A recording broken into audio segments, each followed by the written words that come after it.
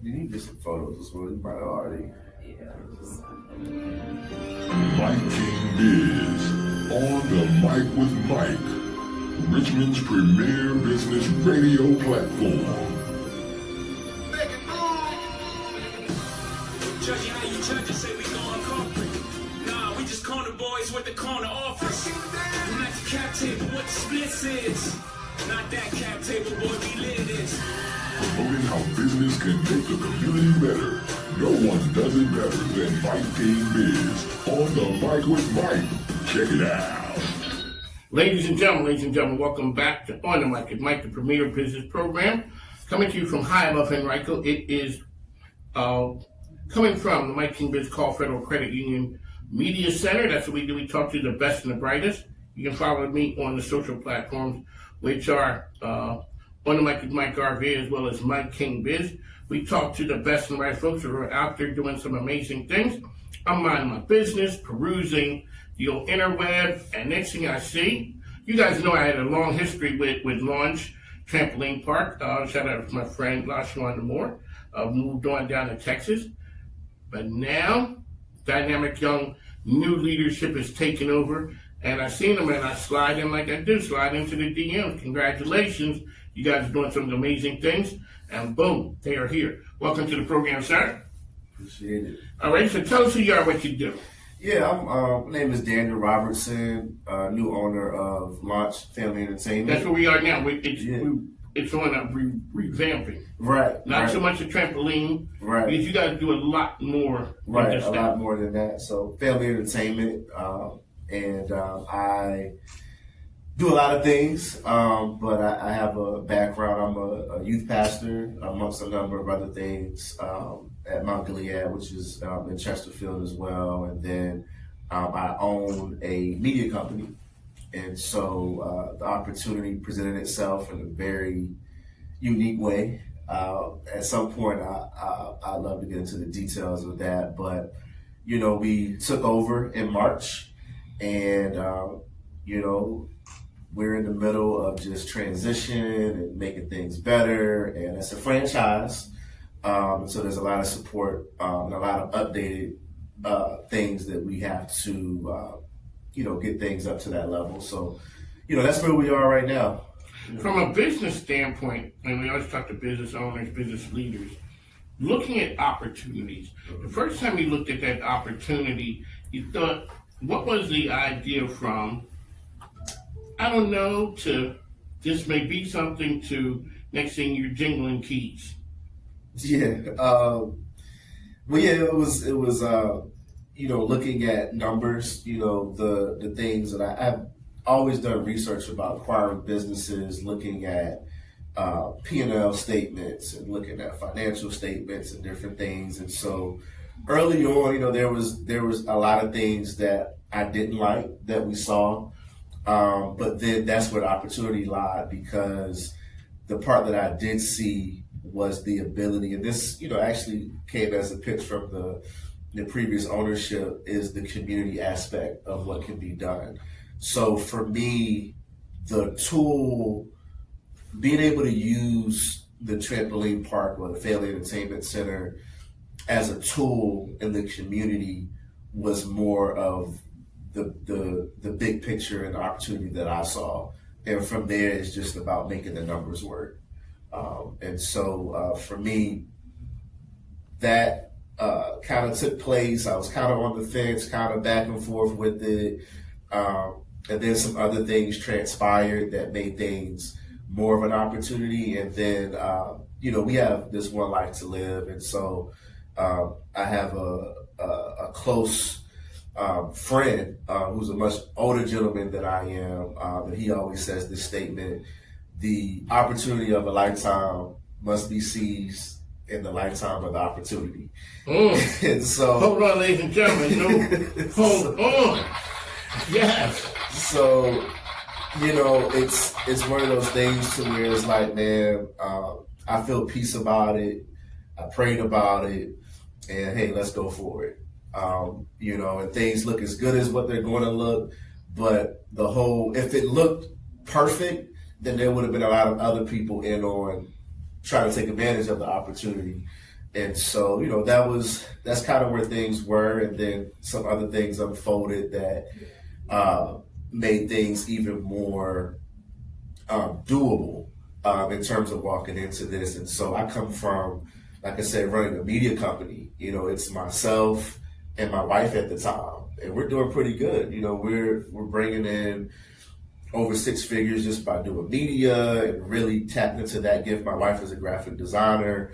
I come from a music background and of course. video. You're a pastor. Yeah. All pastors. Can you sing? I can't sing like just be a rapper. Play keys, drums, So you do all of those producing. Every preacher I know, they sing a little bit. Yeah. I wish the Spirit touching you. What you breaking out? I can't sing. You dropping 16 bars? Used to. Oh, you used to. But yeah, coming from that music background, I mean, we're creatives, and so that's what we kind of built. But all I have to do is manage myself, and the numbers that you're managing are a lot smaller. Even though that's nothing to belittle, but stepping into something like this, now you're managing 30, 40 people as far as employees that are teenagers, and then it's just a lot. It's a lot. And I love it because I'm not, people complain about teens and everything, but that's also an opportunity to help develop. It's a lot of their first jobs. It's helping them to develop. I'm just painting a picture that it was a lot to step into because, now what I was used to, now you're just in charge, or it's a lot more. But I'm grateful for the way that the opportunity presented itself. And again, I had to look at it and be like, hey, let's go for it. So we're here. Touch on, like I said, I came to Richmond in 2014. Yeah. Your church, Mount Gilead, is, I don't want to call it the business church, Yeah. but sort of that's how it seems. You're talking about financial literacy. You're talking about financial empowerment. So I met a man, Ron Carey, who runs Tilt, and he talked about having your money correct enables you as a business owner to operate in a different way. Right. You don't have to take deals just because you need to take that deal. Right. So touch on some of the mindset at Mount Gilead and how that will transform and move over to your workings at launch. I'll say this, and I don't mean to get too deep, but I think in Richmond there's a deep spiritual history of especially being African American and what took place here. And so there are strongholds in the area that deal with racism and poverty. And those two things go together. And then, of course, politically, and with the way that different things have been done over the years, it's literally been designed to keep certain groups down. And so I know that my dad, and everyone doesn't get with it, and it's fine. I don't mind being known as the business church, because that's just it's a huge passion, and it's very important. And a lot of times in church circles it's downplayed because you don't want to offend people. But spiritually as well as practically, money is very important. The Bible talks about, money and wisdom are both a defense. And so the financial literacy part is very important. Ownership is very important. And I know just growing up and hearing the spiritual side and also the practical side at church and behind the scenes, I think has me in a position at 33 years old to be able to navigate and understand not only what's going on as far as me looking at things practically, but also spiritually understanding that there's spiritual things that's going on that's important to happen. And what I'm doing is part of like manifestation, not just for me personally, but just for Richmond and certain people groups like African Americans in Richmond, period. So when people look at you at 33, younger people looking to say, well, he did it, he can do it. Yeah. When you set your hands on the ownership wheel, how do you set good culture in an organization? You've done all right, so you have a media company. Sometimes people can't talk about bad leadership, but man, they know it's bad. How do you set good culture in an organization? Is that something that keeps people? And on top of that, you're dealing with a whole bunch of teenagers at launch, right? Which is right, bless you, sir. Right. It's I think just care.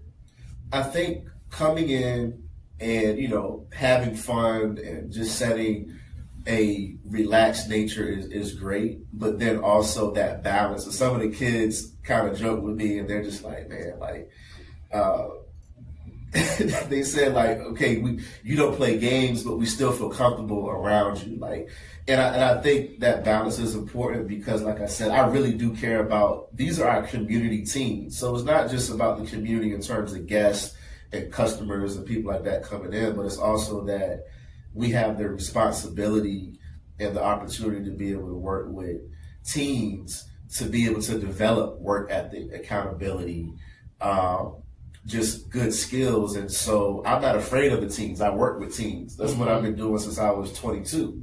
And so it comes easy for me, but I would say that it's just when people know, and this is for anybody, when people know that you care, it changes a lot. I'm not just trying to get them to perform, but I legitimately care about, hey, what are you doing after high school? These are kids I just met 2 months ago, and it already feels, and there's jokes online about how they don't like calling a place of employment family, but I would say that it feels special because it's like I don't want them to just perform so that launch can do well, but I also want them to be able to take good experience, good practices, and also knowing what a good boss or good leadership looks like that treats them with respect, even though they're 16, 17, 18 years old.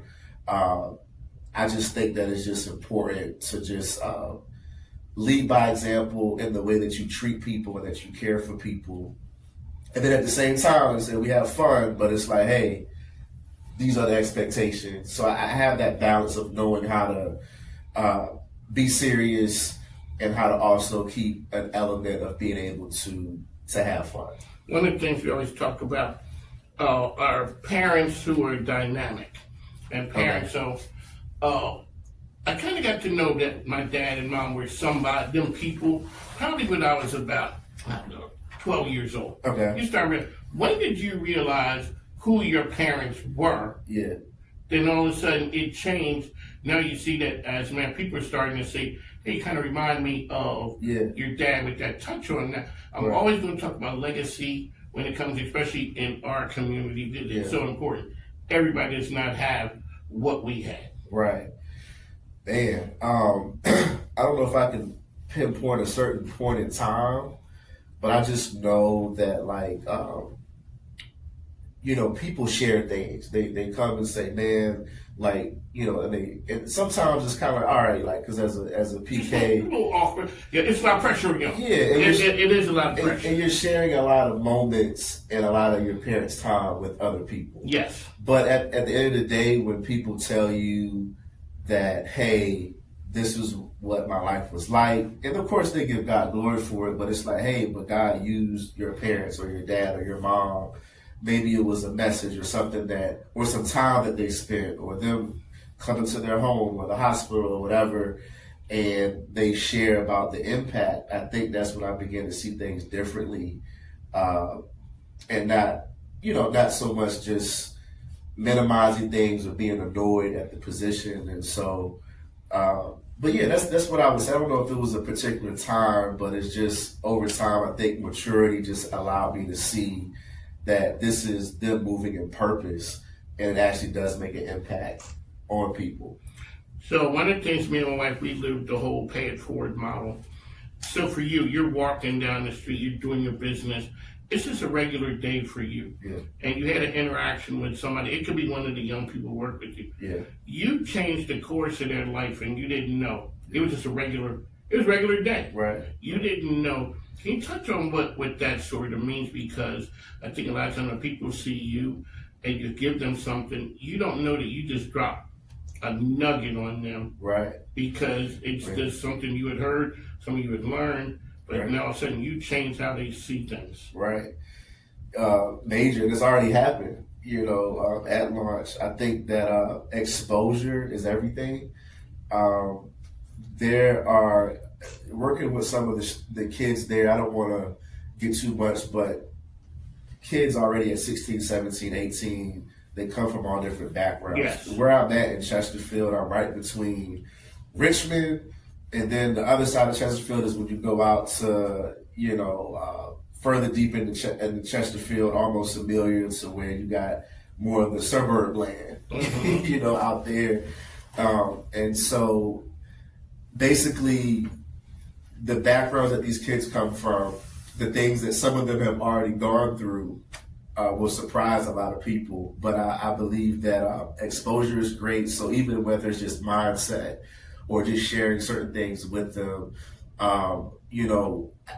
having conversations about what's next for them, how to do certain things. There are certain kids who are supported and may have that support at home. There are some people who they may have the love at home, but they may not have the knowledge base at home or the wisdom coming from that. And so it means a lot to be able to pour, and I've been more mindful and just understanding that I remember there were certain things in my life, whether it was just traveling somewhere, whether it was going to Africa or going wherever, that just shifted the way that I saw things.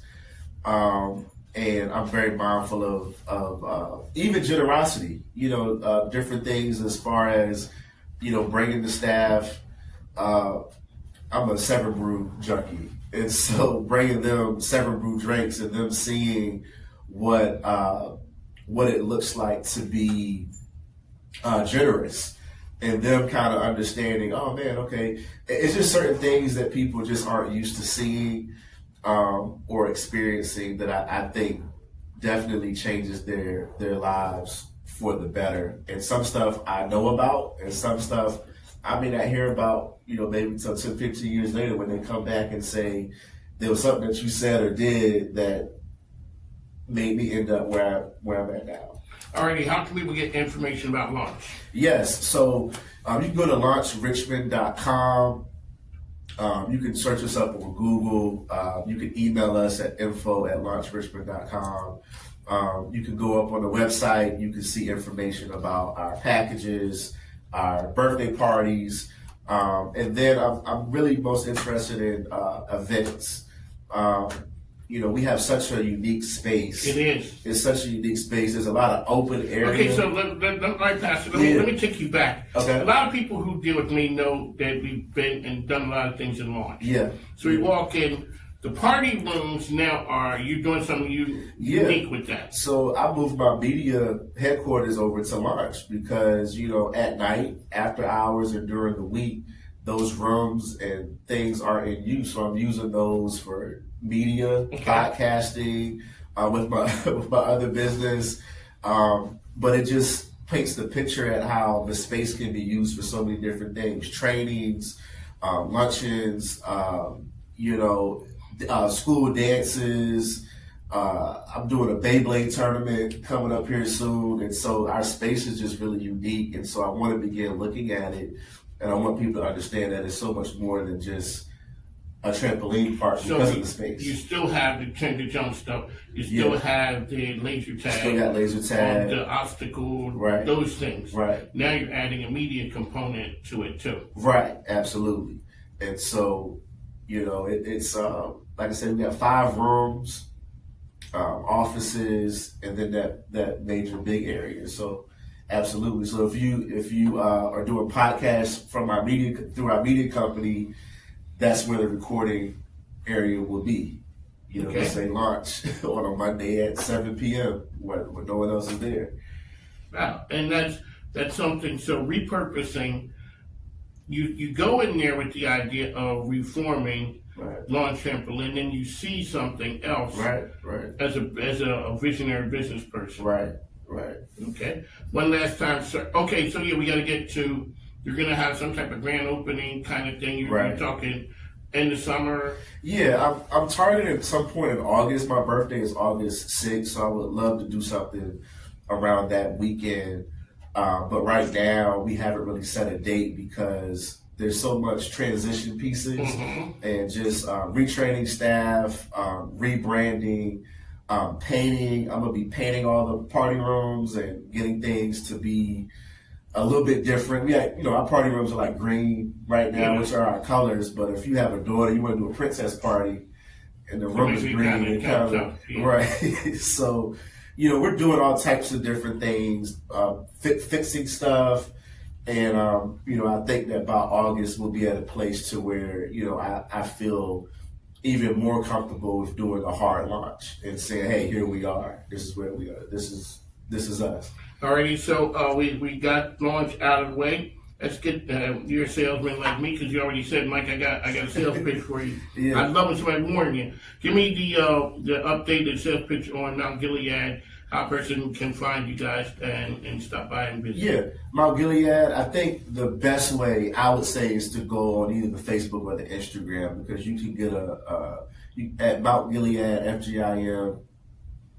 You can see and get a feel more so what's going on. If you're a website person, you can go to Mount Gilead FGIM. Why are you gonna chuckle? No, I'm saying some people might some people go to the website. we roll on. Yeah, we might go to a website, we might go to Facebook. Right. Okay. Yeah, there's stuff on the website, but there's nothing like real time seeing what's going on through social media. But yeah, Facebook.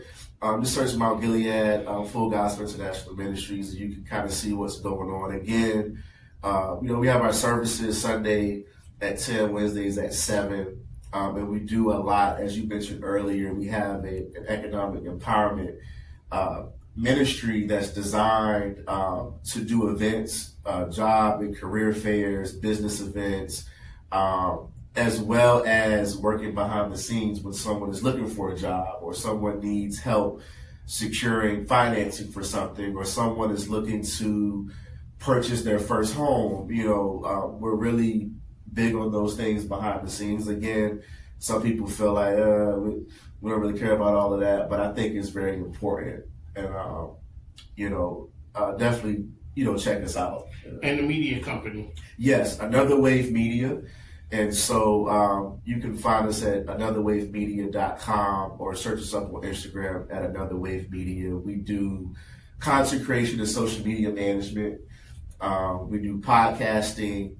I started off with podcasting. I come, again, from a music background, audio engineer. And so, and then we also do school photography and sports photography as well for schools. And so we love to represent businesses and allow business people to do what they do, and let us take care of the media side and get your social media like it needs to be. And so you can find us up there, reach out, we'll connect, consult, figure out what's best, and then we love to get to work. And so I'm just grateful, because along with the launch acquisition, our media company has continued to grow as well. There you go. It's always great, dynamic young business people out there making magic happen. This has been On the Mic with Mike, RV's Best Business Program. What we do is it's business-ish. It's about opening doors. It's not about the cost per thousand, the CPM. It's the cost per one. Who is that one person who can open a door for you? And that's what we do here. Like I said, make sure you follow us. We'll talk to you soon. Sort of my walkout music. Here we go. My changes. With these mics, I feel like I'm customized. This is my tradition. Rounds of light, but still boxing my shadow. This is my tradition. Never threw in the towel, though. Hip hop's messy, name